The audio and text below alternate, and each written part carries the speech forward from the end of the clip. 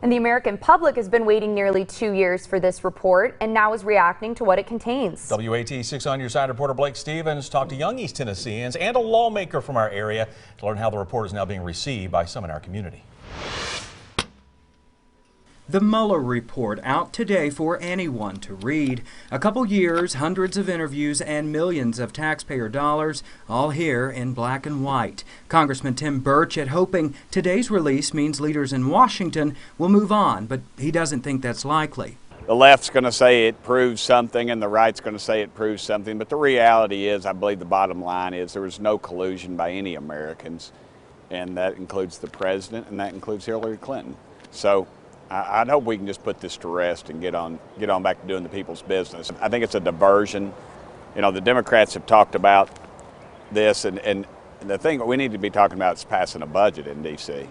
We haven't passed a budget in over 20 years, and that's a disgrace. While Burchett did advocate for the release of the report, he calls it a big nothing. I spoke to a few young Republicans in Knox County who also plan on reading it.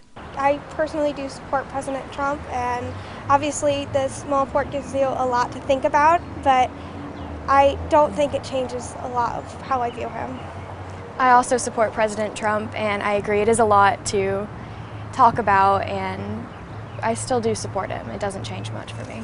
I think that there's a lot of rumors and people try to make things up to push people's buttons and kind of persuade them, but you have to read and keep up. That's kind of like what we do. It's what they do, no matter how many pages they have to turn. In Knoxville, Blake Stevens, WATE 6 on your side. All right, thank you, Blake. And of course, we're going to continue to follow what comes out of the Mueller report in the coming days.